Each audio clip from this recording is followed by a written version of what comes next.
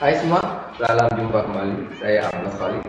Pada kesempatan kali ini, saya ingin berbagi pengetahuan, pemahaman saya dengan teman-teman semua, saudara-saudara semua tentang statistika, terutama pada materi terkait regresi dan korelasi. Pada kesempatan ini ada dua materi besar yang akan kita bahas, yaitu tentang regresi dan korelasi, yang pada kesempatan ini kita bicara sederhana saja, yang hanya membahas dua variabel saja. Sementara ke depan kita akan belajar lebih lanjut lagi apabila ada variabel tambahan 2 atau 3 yang bisa kita pelajari di pertemuan-pertemuan yang akan datang. Untuk membahas kesempatan kali ini statistikanya, kita perhatikan dulu atau kita akan lihat slide berikut ini yang berkaitan dengan regresi sederhana. Baik, regresi yang akan kita pelajari pada kesempatan kali ini menyangkut dengan regresi linear. Ya, kalau kita bicara linear, berarti kita bicara tentang garis lurus. Kita bicara sederhana, berarti kita bicara masuk antara hubungan antara dua variabel yang bersifat sebab akibat. Model statistika yang digunakan ini nanti menjelaskan hubungan dua variabel itu dalam bentuk fungsional, yaitu Y sama dengan X. Dua variabel yang terlibat atau yang berhubungan sebab akibat pada regresi linear sederhana ini adalah variabel yang kita lambangkan dengan Y dan kita lambangkan dengan X. Dimana seperti yang kita pahami bahwa X dan Y sudah sering kita temui di diagram kartesian seperti yang ada di belakang saya ini. Variabel Y kita sebut dengan variabel dependent atau biasa lebih senang atau lebih sering disebut dengan variabel terikat atau biasa juga disebut dengan variabel respon. Sedangkan variabel X kita sebut dengan variabel independen atau lebih dikenal dengan variabel bebas, bisa juga disebut dengan variabel prediktor atau variabel penjelas.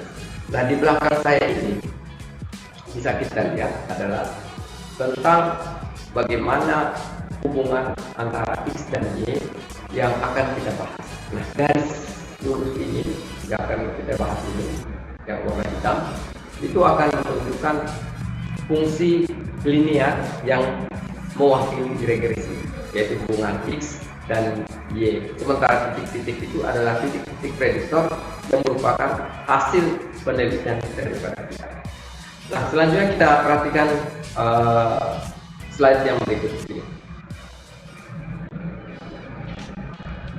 Nah, pada slide ini kita lihat bahwa skala yang digunakan dalam regresi linear sederhana ini adalah interval atau rasio. Sebagaimana yang kita ketahui sebelum-sebelumnya bahwa ada 4 skala yang kita pelajari di statistika, tapi hanya bisa regresi ini hanya bisa menghitung atau digunakan pada skala interval atau skala rasio.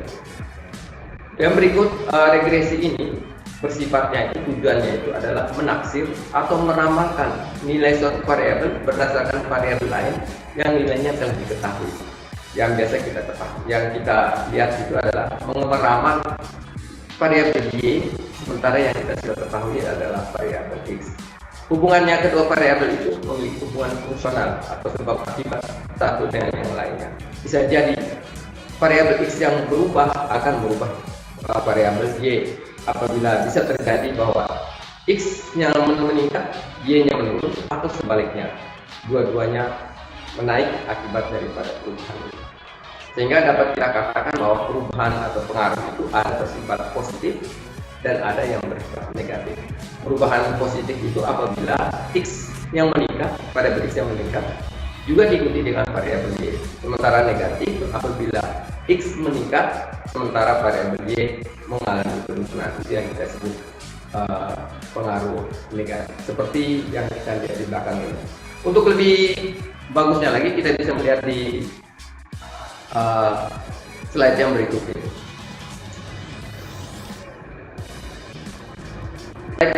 Ini menyangkut dengan tujuan regresi. Kita lihat yang pertama adalah untuk memperoleh suatu persamaan garis yang menunjukkan persamaan hubungan antara dua variabel Persamaan garis yang diperoleh disebut persamaan regresi. Seperti yang sudah saya jelaskan tadi, ada garis di antara titik-titik yang banyak pada slide yang kedua tadi kita sudah menampilkan. Itu adalah tujuannya. Jadi kita bisa melihat hubungannya dalam bentuk satu garis. Yang kedua, untuk mengetahui besarnya pengaruh perubahan tiap unit variabel bebas terhadap perubahan variabel terikatnya, pengaruh perubahan tiap unit variabel bebas ditunjukkan oleh nilai koefisien regresinya. Nanti sebentar kita bisa lihat koefisien regresinya.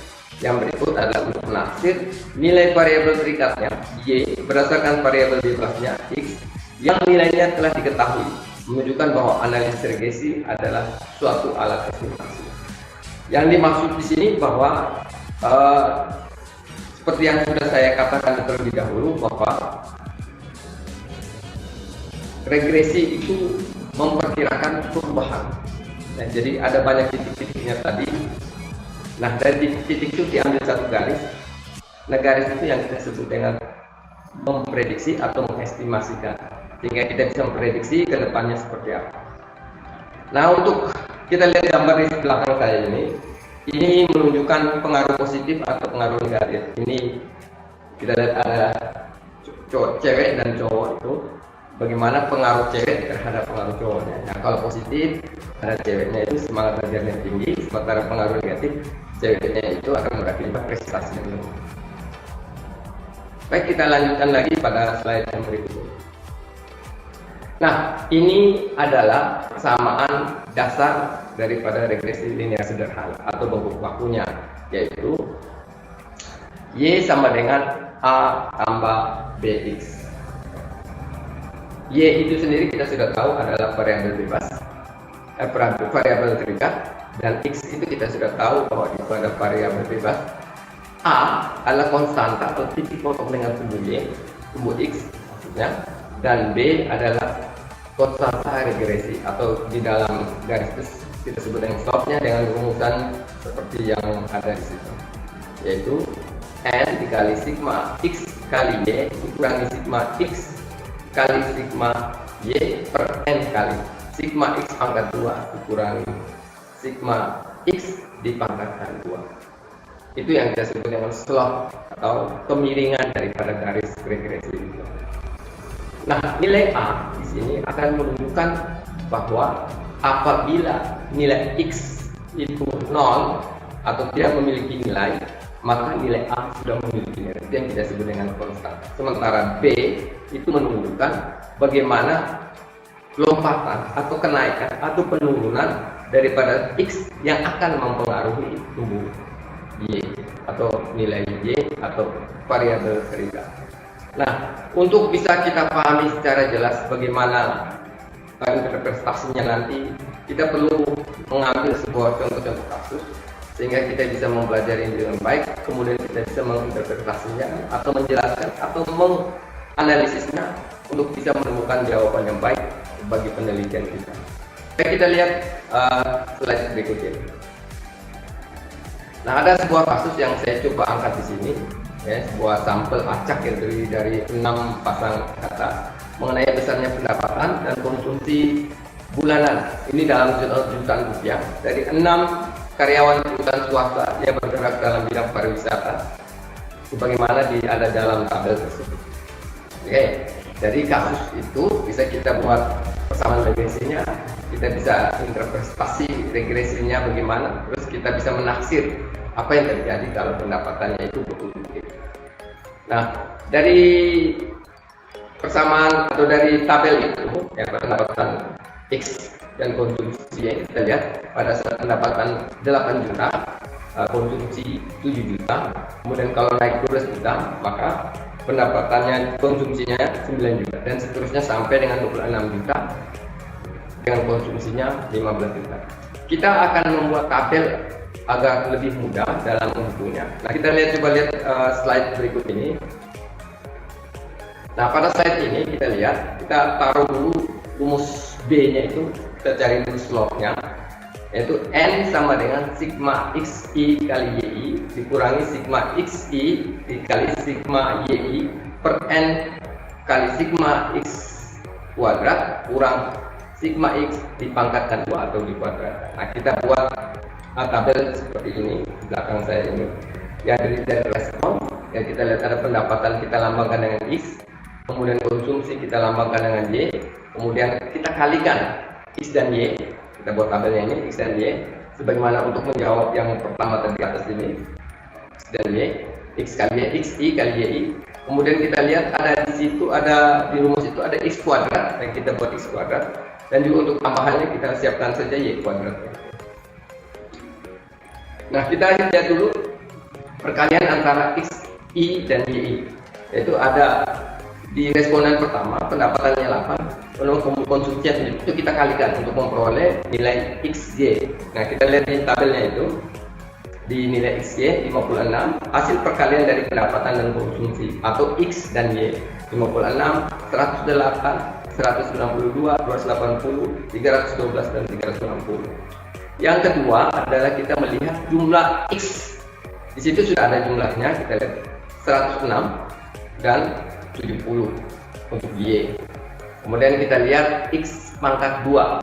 X pangkat 2 itu kita lihat dari pendapatannya berapa. Pertama itu 8, kalau dipangkatkan 2 64. Kemudian 12 dipangkatkan jadi 144 dan 16 dipangkatkan 2 jadi 256 dan seterusnya. Kemudian kita jumlahkan menjadi 2116. Yang terakhir adalah sigma X, yaitu kita jumlahkan dulu pendapatan semua 106 tadi, kemudian kita pangkatkan 2. Dan nanti kita lihat, kita masukkan dari data-data ini ke dalam rumusnya yang ada. Yang paling penting adalah tabel ini kita gunakan untuk mempermudah kita dalam perhitungan dengan rumus yang begitu banyak. Jika tanpa tabel, rasanya kita akan mengalami kesulitan untuk menghitungnya secara manual, kecuali kita menggunakan aplikasi seperti SPSS dan sebagainya. Tapi pada kali ini kita mau melihat bagaimana perhitungan yang jelas yang digunakan statistika, sehingga kelak kita pun memahami bagaimana proses pencarian atau penemuan hasil yang ada di aplikasi-aplikasi yang akan kita gunakan. Nah, kita lihat slide yang berikut ini, bagaimana kita menginput atau memasukkan persamaan-persamaan itu, hasil nilai-nilai itu ke dalam persamaan yang sudah kita siapkan, yaitu B sama slope, yaitu B sama dengan sekian. Mari kita lihat. Sehingga kita memperoleh nilai B sama dengan 0,416. Apa makna daripada B sama dengan 0,416 akan kita bahas setelah ini. Selanjutnya kita harus mencari nilai A atau koefisien daripada regresi tersebut. Kita menggunakan rumus yang tadi sudah disampaikan, A sama dengan rata-rata Y dikurangi B kali rata-rata X. Kita di tabel itu kita sudah melihat bahwa rata-rata X itu 17,67 dan rata-rata Y itu adalah 11,67. Jadi kita lihat di tabel tadi, pendapatan X itu rata-ratanya sekian dan konsumsi Y itu sekian, sebagaimana yang sudah saya sebutkan tadi. Kita masukkan dalam persamaan tersebut atau fungsi tersebut, A sama dengan 11,667 dikurangi 0,416 yang merupakan nilai B yang tadi kita peroleh, dikalikan dengan nilai rata-rata pendapatan atau X yaitu 17,67, sehingga kita memperoleh nilai A sebesar 4,31. Apa makna nilai dari A sama dengan 431 nanti kita akan bahas kemudian. Sehingga kita sudah bisa menyusun persamaan regresi untuk persoalan tadi adalah Y sama dengan A tambah BX, di mana A sama dengan 4,31, B sama dengan 0,416, sehingga kita peroleh Y sama dengan 431 tambah 0,416 X. Nah, bagaimana makna daripada masing-masing nilai itu kita bisa menyaksikan atau kita bisa membahasnya setelah ini di slide yang berikut ini. Kita bisa menginterpretasi atau memberikan penilaian atau mendeskripsikan nilai sebagai berikut. Nilai A sebesar 4,31 sebagai konstanta menunjukkan bahwa walaupun seseorang belum memiliki pendapatan, sesungguhnya ia sudah ada konsumsi sebesar 4,31 juta rupiah. Itu nilai A. Dengan catatan kalau X-nya atau pendapatannya itu 0, maka Y itu sudah pasti sama dengan 4,31. Maknanya sebagaimana di slide ini dikatakan bahwa apabila X belum ada atau pendapatan belum ada, tetapi konsumsi dia sudah memiliki sebesar nilai A. Sementara nilai B sebesar 0,416 sebagai variabel yang menunjukkan bahwa penambahan nilai konsumsi akan meningkat 41,6% pada setiap penambahan pendapatan. Ini berarti apabila nilai X meningkat, maka akan terjadi peningkatan konsumsi sebesar 4,16 dari kenaikan pendapatan tersebut. Kalau kenaikan pendapatnya itu adalah 1 juta, maka akan ada konsumsi yang naik sebesar 416.000 rupiah. Pada persoalan tadi juga diminta untuk memprediksikan pendapatan atau variabel X seseorang sebesar 23 juta, maka kita dapat menentukan jumlah konsumsinya dengan memasukkan nilai X pada fungsi regresi yang tadi. Y sama dengan 4,31 tambah 0,416. Kita gantikan X-nya itu dengan 23, sehingga kita kalikan 0,416 dengan 23, sehingga hasilnya adalah Y sama dengan 4,31 ditambah 9,568, sehingga kita memperoleh angka sebesar 13,878. Y sama dengan 13,878. Y atau pendapatan atau konsumsi itu sama dengan 13,878 apabila konsumsi orang tersebut sebesar atau pendapatan orang tersebut sebesar 23 juta. Nah, itulah interpretasi daripada hasil regresi yang kita bisa temukan atau persamaan regresi yang kita bisa temukan. Sekali lagi, regresi itu adalah prediksi atau ramalan apa yang terjadi di kemudian hari atau apa yang terjadi apabila kan kondisinya berubah. Kita pada kesempatan ini kita mau menggunakan contoh adalah pendapatan dan konsumsi. Kita bisa menggunakan atau mengaplikasikan pada hal-hal lain di bidang ekonomi atau bidang-bidang yang lain. Nah, saya kira cukup dulu untuk kita membahas terkait dengan regresi. Tidak ada memang pertanyaan, bisa kita diskusikan lagi di kemudian atau di kesempatan yang lain. Setelah kita bahas regresi pada kesempatan ini, kita akan lanjutkan lagi dengan membahas tentang korelasi. Untuk itu mari kita perhatikan slide berikut ini.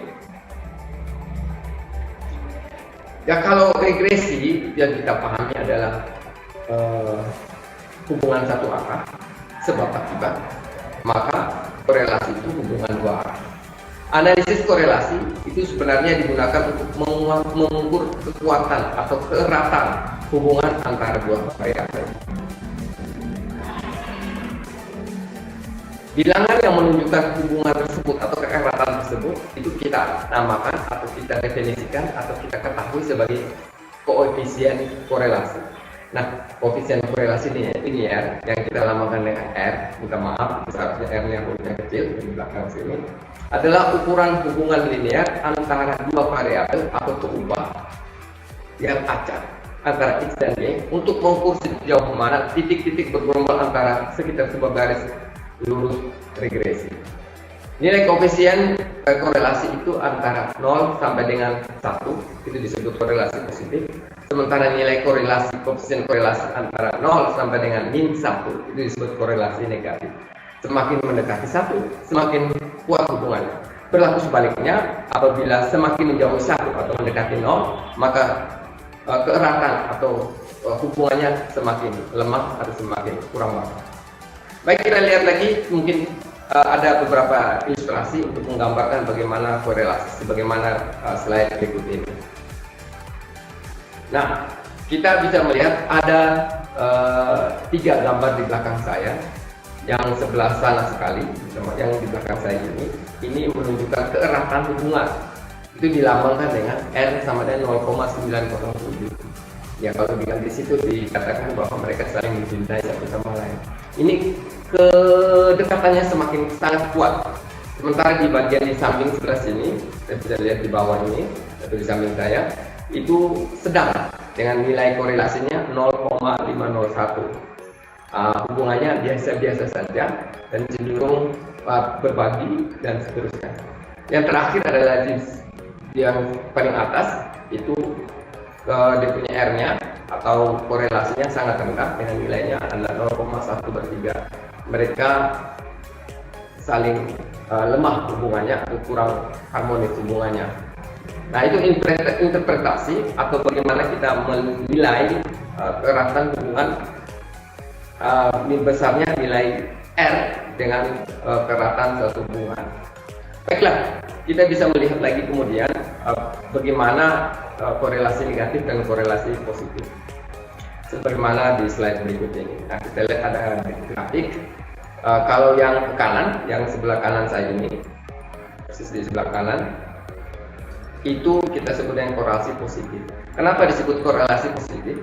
Kita lihat itu grafiknya itu menunjukkan penambahan nilai X diikuti dengan penambahan nilai Y, sehingga kedua-duanya itu saling mendukung, sehingga kita katakan bahwa korelasinya positif. Sementara gambar yang satu itu, minta maaf, itu kehilangan diagram kapasisnya, dia bermiring ke kiri slope-nya itu, sehingga kita bisa mengambil kesimpulan bahwa mereka antara Y sama X hubungannya itu berterbalikan.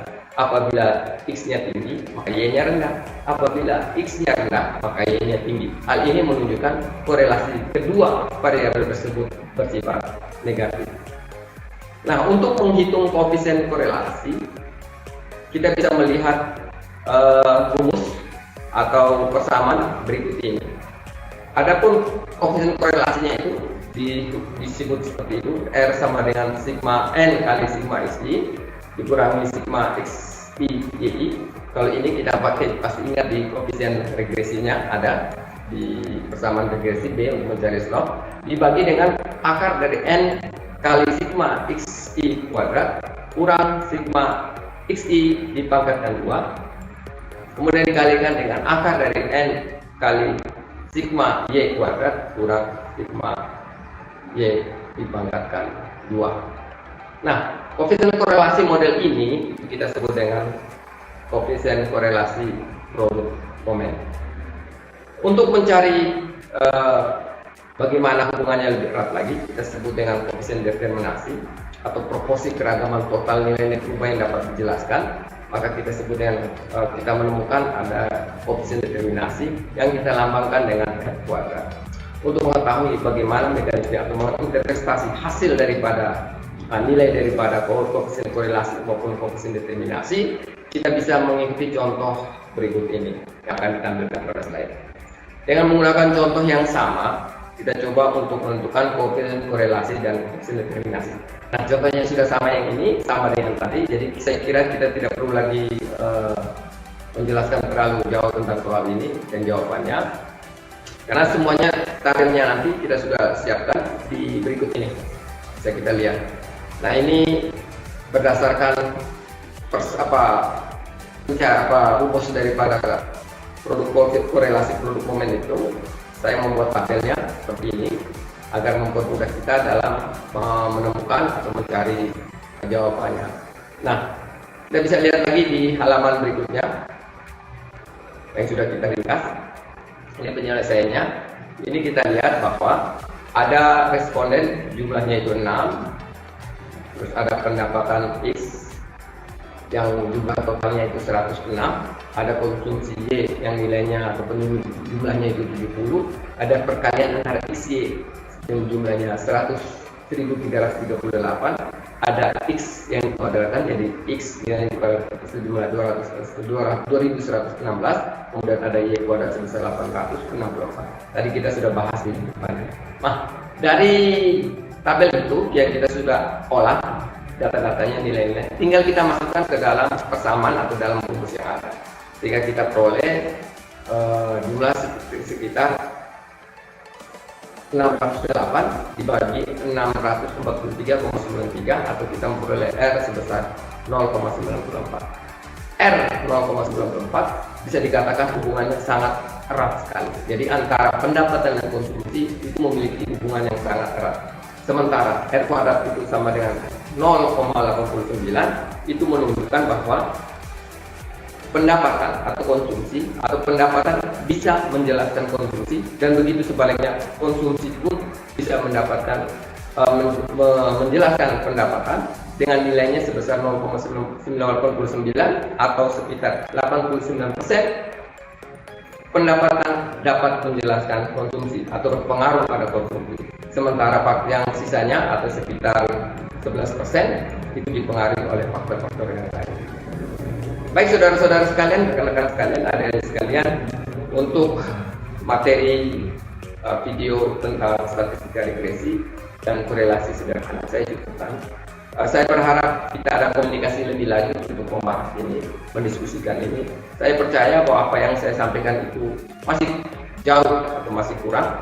Dengan catatan masukan atau nanti bisa pertanyaan atau mungkin diskusi lebih lanjut terkait materi-materi yang saya sudah berikan, bisa kita laksanakan di kemudian hari.